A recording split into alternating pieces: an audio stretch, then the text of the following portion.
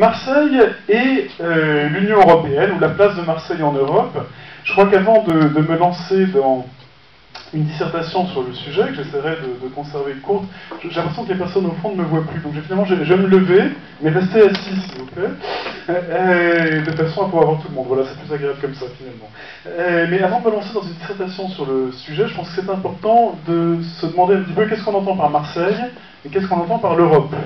Parce que Marseille, on peut le concevoir au sens très strict de la ville de Marseille, la municipalité marseillaise, qui est magnifiquement représentée ce soir, et j'y suis très sensible. Mais je crois que ce sera plus intéressant si je vous parle des liens entre Marseille et l'Europe en prenant Marseille au sens large. C'est-à-dire que Marseille, c'est la ville, bien sûr, c'est la municipalité, mais c'est aussi ses acteurs, les entreprises, les habitants de Marseille. C'est également, au sens encore plus large, donc des organismes publics, l'Université de Marseille, Euroméditerranée, toutes les entreprises. C'est aussi un territoire un peu plus vaste, et de plus en plus vaste, puisque Marseille s'intègre progressivement au sein d'une future métropole. Et je crois qu'il faudra parler de la métropole actuelle, LPM, et de la métropole future, parce que tout cela est très pertinent, je crois, quand on parle de Marseille et l'Europe. Notamment parce que les transferts de compétences étant ce qu'ils sont, beaucoup de compétences qui sont pertinentes dans les relations de Marseille avec l'Europe sont aujourd'hui exercées non plus par la ville de Marseille en tant que municipalité, mais par LPM et demain par la métropole. Je pense par exemple au transport public, et donc à un certain nombre de choses qui dépendent de ces autres instances au sein de la ville de Marseille, enfin au sein du territoire marseillais, et non pas de la municipalité au sens strict. Ensuite, qu'est-ce que l'Union européenne, qu'est-ce que l'Europe, parce que c'est le terme Europe qui a été retenu pour cette conférence.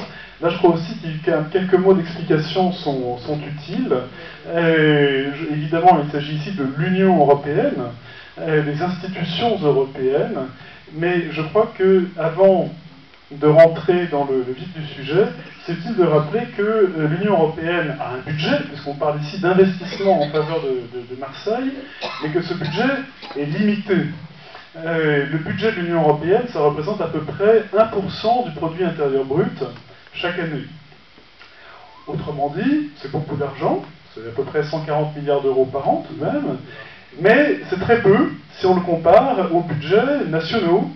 Le taux de redistribution, le taux de l'argent public, pour dire les choses simplement, en France, par rapport au produit intérieur brut, c'est plus de 50%.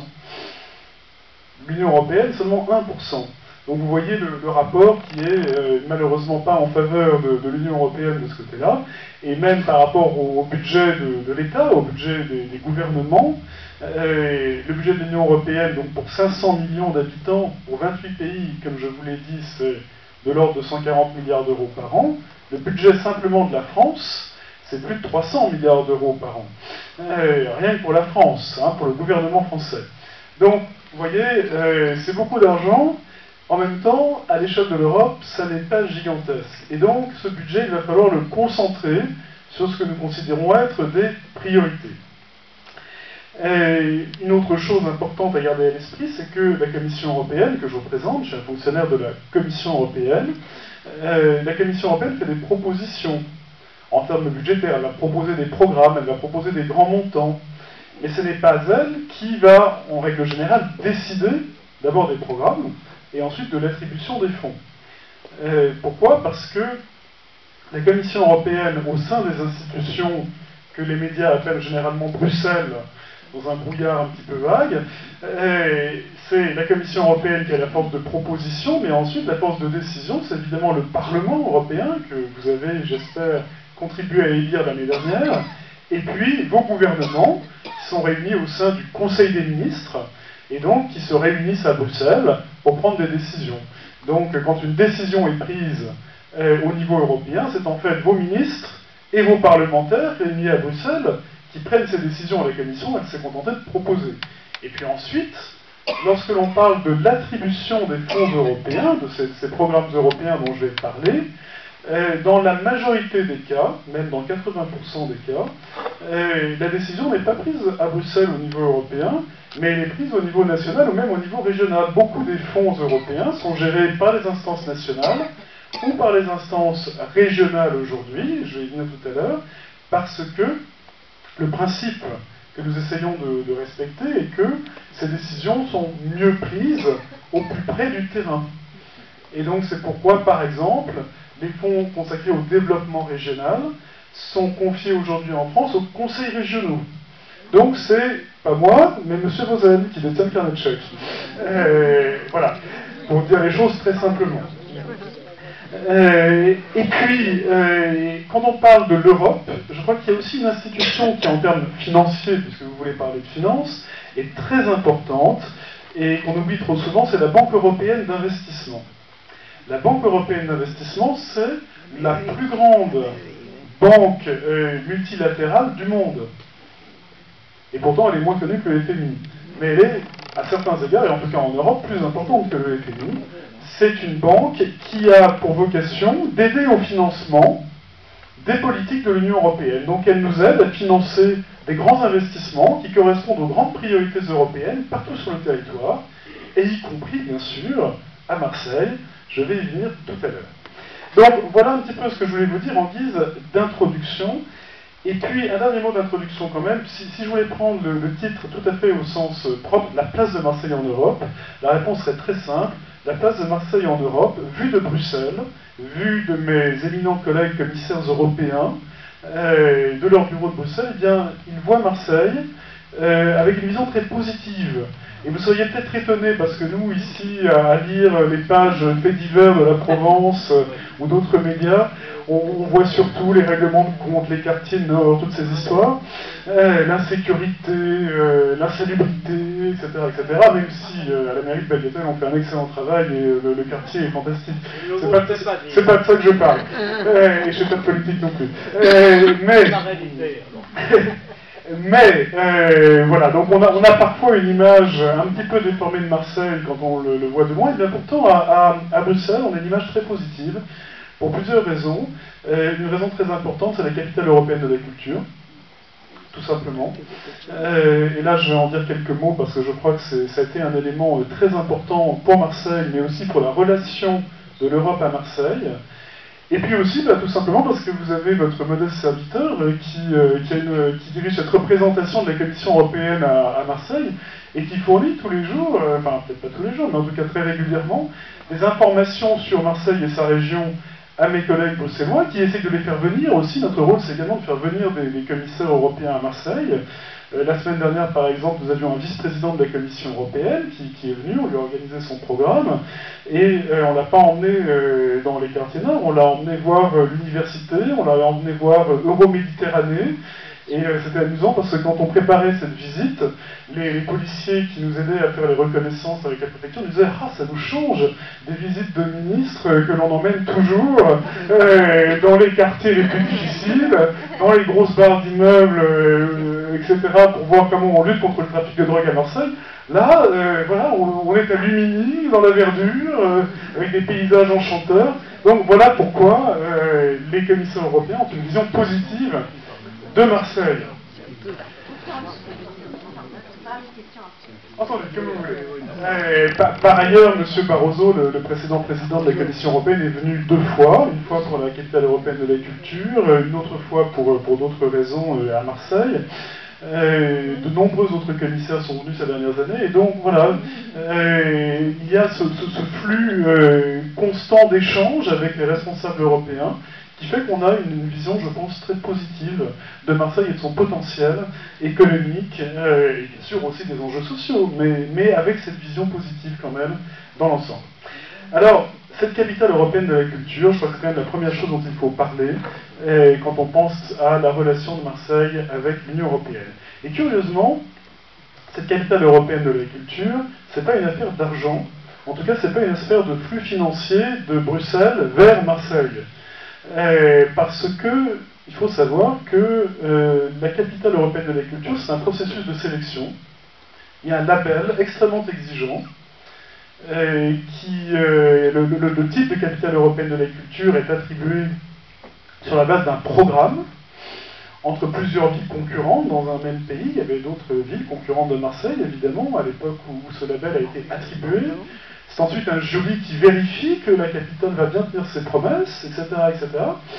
Et si la capitale tient ses promesses, oui, un chèque est quand même donné, ou peut être donné, sous la forme d'un prix qui s'appelle le prix Milina Mercouri, et qui représente un peu moins de 2 millions d'euros. Alors ça peut vous paraître beaucoup, moi dans mon portefeuille ce serait beaucoup, mais à l'échelle d'une capitale européenne de la culture, c'est très peu. Surtout une grande capitale comme Marseille l'a été, qui avait un budget quand même de près de 100 millions d'euros, bien pour les activités, plus tous les investissements très considérables qui ont été consentis pour Marseille, par l'État, par les autorités publiques diverses, à l'occasion de cette capitale. Je pense évidemment au MUSEM, je pense à la Villa Méditerranée, je pense à la rénovation du musée d'histoire de Marseille, j'ai le plaisir d'avoir sous les yeux dans mes bureaux, je pense au FRAC, au Fonds régional d'art contemporain, etc. Donc toutes ces choses sont des investissements qui ont eu lieu grâce à la capitale européenne de la culture, mais pas avec de l'argent européen. Néanmoins, c'est ce label, c'est la force de ce label, européen qui montre que Marseille va être pendant une année, mais vraiment la capitale européenne de la culture, qui a pu, je crois, mobiliser, susciter des investissements très importants pour la ville, très importants pour l'image que les Marseillais ont de Marseille et aussi que le reste du monde a de Marseille, et qui en plus a servi de tremplin pour d'autres candidatures de Marseille réussies, par exemple la capitale européenne du sport, que Marseille sera bientôt. Je crois que c'est grâce en fait à cet élan qui a été suscité par la dynamique de Marseille-Provence, capitale européenne de la culture, que Marseille continue sur cette lancée. Et c'est d'ailleurs la marque des capitales européennes de la culture réussies. On constate très souvent qu'elles sautent ensuite de capitale européenne en capitale mondiale, en accueil de grands événements sportifs, etc. etc. Oui, il y a aussi des grands événements sportifs à venir. Donc voilà. Je crois que cette capitale européenne, ça montre que en 2013, Marseille a pris une place vraiment centrale pour l'Europe et pour elle-même, que c'est grâce à l'Europe, à ce label européen, mais aussi qu'il ne faut pas se limiter aux aspects financiers, parce que cet aspect d'émulation, de dynamique européenne, est en soi aussi forte, voire plus forte que les simples aspects financiers. Néanmoins, je vous ai promis de parler de financement, donc je vais en parler, j'y viens. Ce que je voudrais vous dire d'abord, c'est que c'est une question un petit peu difficile. Je peux y répondre, les investissements européens à Marseille, je peux y répondre par l'exemple, par de multiples exemples, et je vais vous en donner. Mais il n'y a pas, je peux vous dire que par exemple, sur les 3 prochaines années, X millions d'euros seront consacrés à Marseille. Enfin, ça, c'est pas comme ça que les budgets européens fonctionnent. On n'a pas d'enveloppe prédéfinie par ville ou par métropole. On a des enveloppes prédéfinies par région, pour certains fonds. On a, pour d'autres fonds, qui sont au moins aussi importants, en fait beaucoup plus importants, aucune prédéfinition régionale ou locale, mais tout simplement des fonds qui sont alloués aux porteurs de bons projets, de bonnes propositions, qui vont les soumettre à candidature à des agences européennes, et les agences européennes, les experts qu'elles emploient, vont sélectionner les meilleurs projets de toute l'Europe. Et c'est d'ailleurs, alors évidemment c'est une source d'incertitude, parce que je prends par exemple les fonds de la recherche et de l'innovation, qui s'appelle aujourd'hui Horizon 2020. Sur les 7 prochaines années, c'est à peu près 80 milliards d'euros, donc plus de 10 milliards d'euros par an, consacrés en Europe à la recherche et à l'innovation. Aucune enveloppe prédéfinie pour Marseille, ou pour la France d'ailleurs. Simplement, les équipes de recherche les plus dynamiques vont présenter des projets, et les meilleurs seront retenus. Donc Marseille, selon le dynamisme des acteurs marseillais, pourra avoir 0, ou des millions et des millions d'euros. Et je vous rassure, l'expérience passée nous tente à prouver que ce sera plutôt des millions et des millions d'euros, puisque l'Université d'Aix-Marseille est le premier bénéficiaire de ces fonds dans le passé, dans les dernières années, dans la région Provence-Alpes-Côte d'Azur, et le deuxième bénéficiaire, c'est l'IRD, qui a également son siège à Marseille, l'Institut de recherche pour le développement. Donc Marseille a déjà beaucoup bénéficié de ces fonds, qui pour la région Provence-Alpes-Côte d'Azur ont représenté à peu près 200 millions d'euros sur la précédente période de programmation, c'est-à-dire les 7 années qui ont été de 2007 à 2013. Donc il y aura beaucoup d'argent pour Marseille. D'ailleurs, l'Université d'Aix-Marseille, avec qui je suis en contact, est vraiment dans les starting blocks, est très active pour présenter les projets. La semaine dernière, le président d'un grand organisme qui participe à la distribution de ces fonds pour la recherche et l'innovation était à Marseille pour rencontrer les chercheurs de l'Université d'Aix-Marseille, M. Bourguignon, un grand mathématicien français, et il a annoncé que voilà, la semaine dernière, 6 grands chercheurs marseillais ont bénéficié de bourses d'excellence du Conseil européen de la recherche, qui fait partie donc de ces programmes européens pour la recherche et l'innovation. Donc là, nous sommes dans un cas typique des financements européens où Marseille bénéficie beaucoup et pourra beaucoup bénéficier, mais c'est dû au dynamisme de l'Université d'Aix-Marseille et c'est parce qu'elle est véritablement excellente. Si nos experts européens considéraient que les projets de l'université n'étaient pas bons, l'université n'aurait rien. Heureusement, c'est pas le cas. Et il y a beaucoup de projets très intéressants. Je vais vous donner juste un exemple qui me vient à l'esprit parce que le vice-président de la Commission européenne, M. Katainen, on a entendu parler vendredi dernier, ça lui a été présenté à l'université, des projets de biorobotique, c'est-à-dire que l'une des spécialités de l'université d'Aix-Marseille est d'examiner le mouvement et les modes par exemple de vol et de vision des insectes et du vivant pour s'en inspirer pour des développements technologiques. Et bien l'université d'Aix-Marseille a développé avec les fonds européens un œil de mouche artificielle. Et cet œil de mouche artificielle, évidemment, voit les choses à 180 degrés, avec d'une manière tout à fait différente de ce que peut voir un œil humain. Et le fait de mettre, au lieu d'une caméra classique comme celle que me filme aujourd'hui, un œil de ce type très particulier sur un drone, sur un robot, permet évidemment des comportements beaucoup plus sophistiqués. Et par exemple, de tester des formes de contrôle de vol pour des drones plus proches du vol des insectes que de ce que pourrait faire l'ICAR. Parfois c'est plus efficace. Donc voilà juste un exemple, parmi 100 autres, parce que ce sont des centaines de projets auxquels participe l'Université d'Aix-Marseille, qui sont aidés par l'Union européenne. Alors, autre type de projet quand même pour en citer dans ce à quoi les élus, par exemple, ont en général, pensent en général le plus spontanément quand on parle financements européens dans une région. Ce à quoi on pense le plus spontanément, c'est le Fonds européen de développement régional en général et le Fonds social européen. Et là, pour le coup, nous avons des enveloppes préaffectées par région. C'est ce pourquoi, comme je vous l'ai expliqué tout à l'heure, M. Vozet dispose d'un carnet de chèques.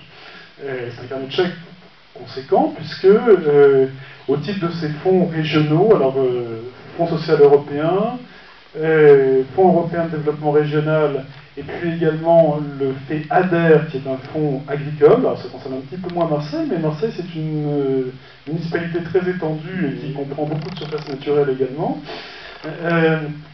Donc ces fonds-là, c'est plus d'1 milliard d'euros dans les années qui viennent, dans les 7 années qui viennent, pour la région de Provence-Alpes-Côte d'Azur. Donc plus de 100 millions d'euros par an. Donc bien sûr, les Bouches-du-Rhône en général, et Marseille en particulier, vont bénéficier.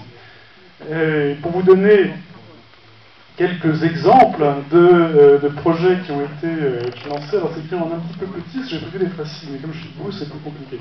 Voilà, et par exemple, beaucoup de projets dans la matière d'innovation et de recherche, mais là cette fois-ci plus des infrastructures, donc plus du dur, que des projets, ont été financés au titre de ces fonds. Et d'ailleurs, ça va être la grande priorité dans les années qui viennent, puisque le FEDER, ce Fonds européen de développement régional, dans une région comme Provence-Alpes-Côte d'Azur, il sera concentré à 80% sur 4 priorités, qui seront les PME, et la création d'entreprises, le développement des PME, la recherche et l'innovation, avec aussi un accent sur la recherche technologique, ce qui peut aider les entreprises. Et vous comprenez l'enjeu, c'est évidemment d'aider à la création d'emplois ensuite dans la ville. C'est l'efficacité énergétique et les énergies renouvelables, Et là, il y a beaucoup à faire, notamment en matière par exemple, d'établissement de bâtiments publics, et aussi de logements sociaux. Beaucoup de logements sociaux ont été réhabilités sous l'angle de l'efficacité énergétique avec des fonds européens. Et puis, quatrième grande priorité, les technologies de l'information et de la communication. Donc là, il y a de quoi faire sur la région marseillaise comme ailleurs, mais on peut voir des exemples de ce qui a été déjà fait qui peut peut-être vous aider à fixer les idées. Par exemple, la plupart des technopoles marseillaises et des pépinières d'entreprises marseillaises, je pense à Château-Gombert, je pense à Lumini, je pense au pôle média de la Belle de Mai, je pense aussi au futur cancéropole, au futur infectiopole, je ne sais pas comment il s'appelle, enfin bon voilà. Toutes ces grandes infrastructures qui font la visibilité de Marseille sur le plan de la recherche et de l'innovation au plan européen et mondial, elles sont financées par l'Union européenne, cofinancées par l'Union européenne, puisque le principe, c'est en général pas que l'Union européenne donne 100%, mais qu'elle donne un maximum de 50%, et le reste doit venir de fonds régionaux ou locaux, ou publics ou privés, ce qui assure aussi que la manne européenne, l'argent européen, répond vraiment à un intérêt local, parce qu'il faut également que les acteurs locaux mettent au pot au moins 50%. Et ça, pour nous, c'est très important comme garantie que l'on finance des projets qui, pour les acteurs locaux, ont véritablement une valeur. Pour vous donner d'autres exemples, ah oui, je vois aussi la future modernisation de l'Institut Calmette en cancérologie, je vois le futur pôle de création d'entreprise de l'Acabucel. Voilà, donc plein d'exemples. Un autre type d'utilisation du FEDER, du Fonds européen de développement régional, que l'on va essayer de beaucoup développer dans les années qui viennent, c'est non plus des subventions classiques, mais l'utilisation de ces fonds pour créer des fonds qui, eux, vont investir sous forme de prêts, de prise de participation en capital, pour aider les entreprises sur le territoire. Et on a fait ça 2 fois dans la période précédente sur le territoire régional, avec, je crois, beaucoup de réussite. Le premier exemple s'appelle PACA Investissement. Et c'est un fonds qui a été créé avec 50% de fonds européens, 50% de fonds du Conseil régional, et qui a pour mission d'aider au développement de jeunes entreprises innovantes en entrant dans leur capital. Et ça, c'est très intéressant. Pourquoi? C'est très intéressant d'abord parce que vous avez un effet multiplicateur, puisque une fois qu'une entreprise a été aidée, naturellement, la vocation du fonds, ça peut être aussi de ressortir pour aller financer d'autres entreprises. Et puis, deuxièmement, c'est un moyen d'aider l'économie qui est beaucoup plus souple, parce que lorsque un organisme quelconque demande une subvention européenne, je ne vais pas vous cacher qu'il y a une certaine lourdeur administrative quand même. C'est un petit peu plus compliqué parce que derrière moi, ou derrière ceux qui ont le carnet de chèques, il y a non seulement des auditeurs et des contrôleurs nationaux, mais il y a aussi des auditeurs et des contrôleurs européens. Il y a par exemple une Cour des comptes européenne qui surveille tout ça, il y a une commission du Parlement européen qui surveille tout ça également. Et il se trouve que la manière de considérer la gestion des fonds publics, la rigueur exigée dans la gestion des fonds publics, est peut-être un petit peu plus stricte dans le nord de l'Europe que dans le sud de l'Europe.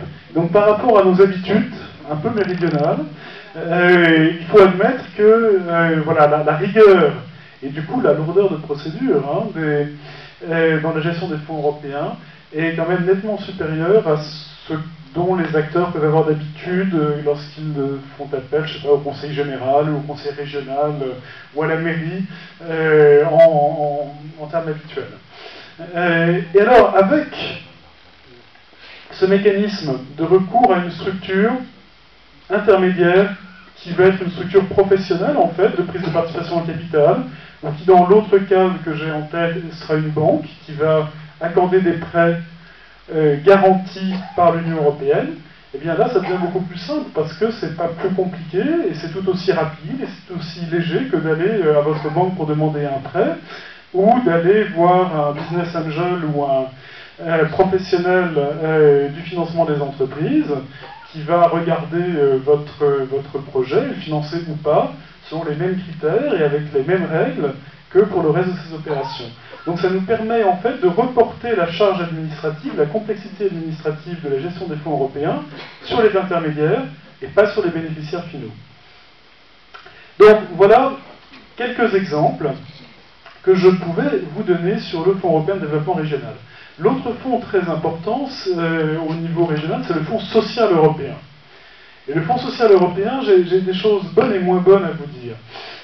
Parce que j'ai prévu de ne pas vous faire de langue de bois ce soir et donc d'être complet dans le positif comme dans le moins positif. Le positif, c'est que potentiellement, le Fonds social européen, c'est un fonds extrêmement important parce qu'il a pour fonction d'aider à l'emploi, d'aider à l'inclusion sociale, d'aider des chantiers d'insertion, par exemple. Il y a des très beaux projets qui ont été menés sur le territoire marseillais. Par exemple, toute la rénovation et la création d'un chantier d'insertion dans le fort d'Entrecasteaux par Acta Vista, c'est un projet européen, financé par le Fonds social européen.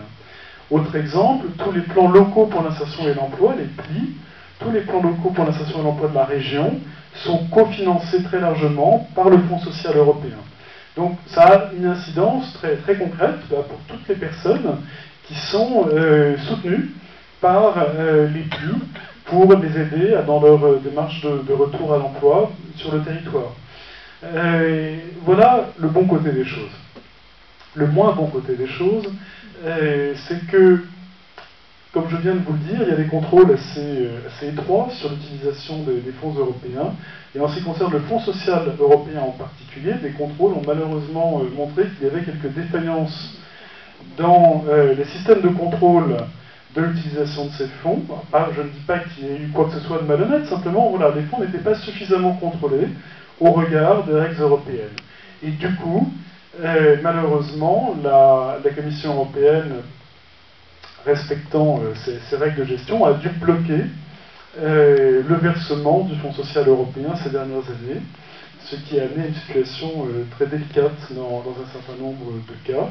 Et disons simplement, pour finir sur une note positive, que nous sommes heureux d'arriver à une nouvelle période de programmation, où un montant de Fonds social européen très conséquent est aujourd'hui disponible, avec une nouvelle autorité de gestion qui est le Conseil régional pour une grande part de ce Fonds social européen. Et donc nous repartons sur de nouvelles bases qui, j'espère, seront à nouveau très positives pour la ville de Marseille. Alors il y a encore bien d'autres programmes dont je pourrais vous parler, mais j'ai peur de vous lasser. J'aimerais laisser du temps pour des questions et des échanges entre nous. Donc je vais un petit peu abréger et vous parler de 2 ou 3 autres aspects qui me semblent importants, mais qui vont voilà, évoquer de façon un petit peu pointilliste, peut-être, d'autres manières dont l'Union européenne aide Marseille. Et ce dont je voudrais vous parler d'abord, c'est de la Méditerranée. Et avant tout, quand on pense Méditerranée, à Marseille, on pense port, le port de Marseille. Et le port de Marseille, évidemment, a bénéficié et va continuer de bénéficier de soutiens européens pour ces grands développements, les grandes infrastructures, les grands investissements dont il a besoin pour rester, voire devenir encore plus qu'aujourd'hui, un très très grand port, le premier port de la Méditerranée. Par exemple, le grand investissement qui a constitué Fos 2XL sur le périmètre de Fos-sur-Mer, donc port, a bénéficié de cofinancement européen. Autre exemple, le terminal multimodal de Mourepiane, là on est plus du côté Marseille, qui est très important pour permettre de développer le trafic de containers et puis surtout efficacement transborder des bateaux vers le rail ces containers. C'est également un projet qui bénéficie de financement européen. Et puis, si on pense Méditerranée, on pense aussi à la mer elle-même, son respect, sa protection. Et là, évidemment, je m'éloigne un petit peu des financements dédiés spécifiquement à Marseille, mais il faut garder à l'esprit que la protection de la nature, de l'environnement, d'une façon générale, c'est très largement une compétence européenne. Et ça passe aussi pour la vérification et la réglementation qui nous permet d'avoir des eaux propres. C'est pour ça d'ailleurs que c'est au niveau européen que chaque début d'été, avant les grandes vacances, l'Union européenne décerne des pavillons bleus ou pas bleus aux différentes plages de toute l'Europe, de tout le littoral européen. Et à Marseille, c'est toujours une grande question de savoir si telle plage ou telle autre, si du côté des prophètes ou du côté des Catalans, on pourra se baigner avec un pavillon bleu ou pas. Malheureusement, c'est pas toujours tout à fait bleu à Marseille, mais c'est parfois bleu quand même, c'est souvent bleu, donc il faut voir aussi le positif. Et en tout cas, c'est un effet très stimulant, c'est un effet d'émulation évidemment, parce que c'est important, cette transparence, cette comparaison au niveau de toute l'Europe sur la qualité des eaux de baignade, c'est ce qui vous permet de vous baigner en confiance en sachant que si le pavillon est bleu, bah, la mer, peut-être pas bleue, mais en tout cas elle est propre. Voilà. Et puis,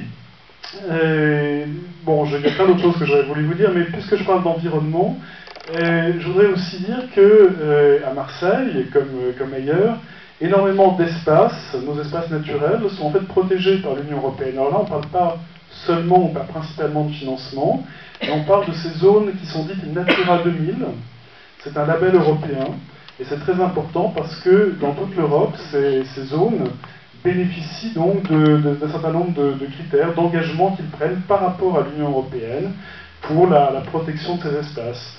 Et à Marseille, que ce soit les îles du Frioul, que ce soit évidemment les Calanques, que ce soit les falaises de Niolon, tous ces espaces sont des espaces Natura 2000 qui bénéficient donc de protection accordée et harmonisée au niveau européen. Je pourrais aussi parler, c'est une longue histoire, de la gestion des déchets, puisque Marseille s'est longtemps distinguée de manière un peu moins positive, et là je dois reconnaître qu'au niveau européen, on n'avait peut-être pas une vision totalement positive de Marseille, pour la façon dont les déchets étaient traités. Et donc c'est sous l'impulsion de l'Union européenne que l'on a progressé du principe de la décharge vers un principe de l'incinération. On n'en est pas encore, l'histoire continue, comme vous le savez, mais là je ne suis pas là pour me prononcer sur des décisions de justice récentes. En tout cas, tout ce que je veux dire ici, c'est que l'action de l'Union européenne en la matière va dans le bon sens, dans le sens d'une gestion plus respectueuse de l'environnement, du traitement des déchets, etc. Et d'ailleurs, la Commission européenne a prévu de proposer cette année de nouvelles directives en matière d'économie circulaire, comme on l'appelle, et de respect de l'environnement, y compris la question des déchets. Et donc, nous devrions aller vers des normes encore plus exigeantes que Marseille, comme l'ensemble des autres villes d'Europe, et bien entendu, devraient respecter dans les années qui viennent. Allez, puisque je parle d'environnement, évidemment, gardons à l'esprit aussi que tous nos produits locaux dont nous sommes fiers, que ce soit nos fromages de chèvre, nos huiles d'olive, nos vins de Provence, on les fait tout à fait à Marseille, mais on en profite beaucoup à Marseille, bénéficient d'IGP, l'indication géographique protégée, là aussi c'est l'Union européenne qui les protège.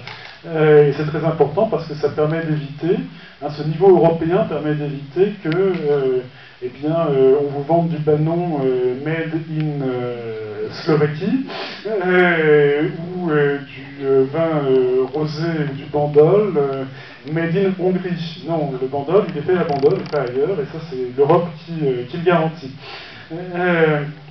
Voilà. Encore plein de choses que je pourrais vous dire, mais je pense que je vais m'arrêter là parce que j'ai déjà beaucoup parlé. Je voudrais simplement dire que j'ai parlé à plusieurs reprises de mon vice-président, M. Katainen, en conclusion. M. Katainen, qui était là vendredi dernier, eh bien, il était là précisément pour voir qu'est-ce qui, à Marseille, mériterait des investissements, mais des investissements lourds, cette fois-ci des grands investissements, aidés par l'Union européenne dans les années qui viennent.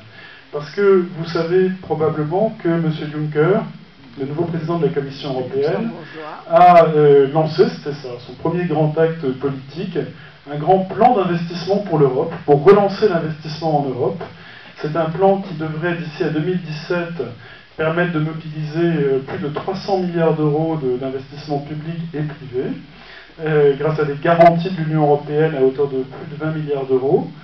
Et le vice-président de la commission qui est chargé de ce projet, de faire vivre ce grand projet, fait actuellement le tour d'Europe. Et en France, il a choisi 2 endroits, Paris évidemment, pour rencontrer un certain nombre de ministres et d'acteurs importants, y compris les présidents de région d'ailleurs, et le Premier ministre, bien sûr, M. Valls. Et puis le lendemain, il était à Marseille. C'est la seconde ville qu'il a choisie, et la seule autre ville à part Paris qu'il ait choisie. Et donc nous en avons été très, très heureux et honorés. Et c'est pour ça que nous l'avons emmené à l'université pour voir les grands projets d'investissement de l'université, et sur le périmètre d'Euroméditerranée, pour voir tous ces grands projets qui soient au sein du périmètre d'Euroméditerranée à proprement parler, ou en lien avec lui, que ce soit le lien avec le port, le lien avec la gare. Vous savez qu'il y a de grands projets d'investissement pour faire de la gare Saint-Charles une gare traversante, ou que ce soit pour les futurs logements, la future éco-cité qui se prépare sur le périmètre d'Euroméditerranée. Tout cela pourrait bénéficier, peut-être évidemment, sous réserve que les projets soient sélectionnés par les experts qui les examineront. Mais tout ça, en tout cas, ce sont des candidats très sérieux à l'investissement du plan Juncker. Et voilà pourquoi M. Katainen était là vendredi. Donc, les investissements européens à Marseille ont toute raison de se poursuivre dans les années qui viennent. Voilà ce que je voulais vous dire en guise d'introduction ce soir.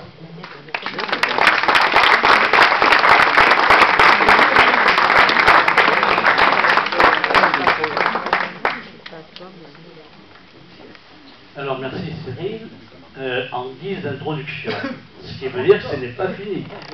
Avant le départ, voilà, tout à fait. On a bien compris. Voilà, alors donc, eh bien, vous êtes libre et même on vous invite particulièrement à poser vos questions. Oui, par le fond, je lui apporte le micro. Tu parles fort.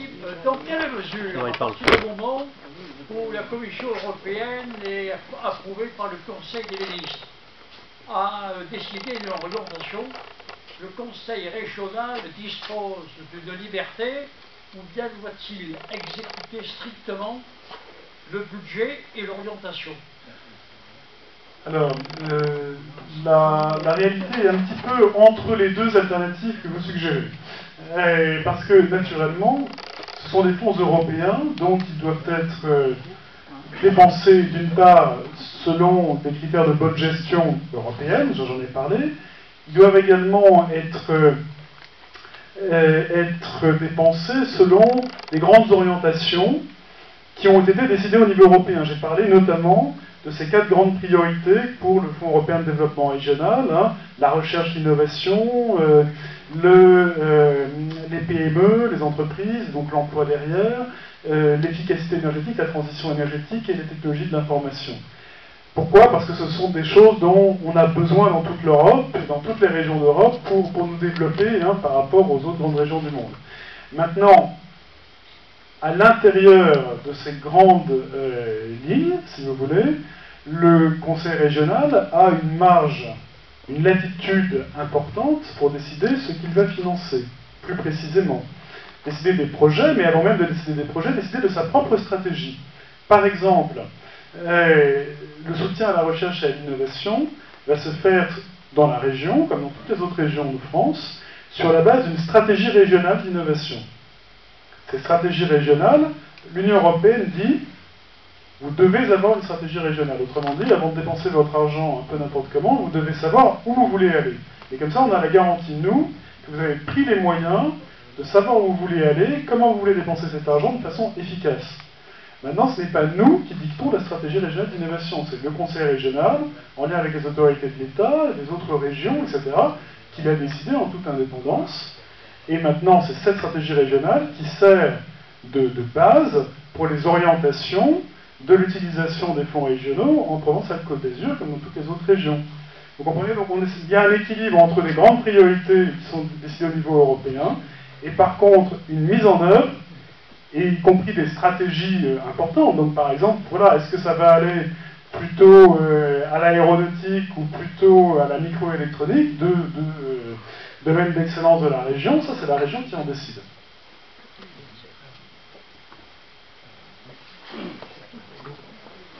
Je pose ma question. Pour le Fonds social européen, qui gère les fonds? Et pouvez-vous donner des exemples d'emploi de ces fonds pour la région? Alors, des exemples, j'en ai déjà donné. On en Maintenant, est un grand.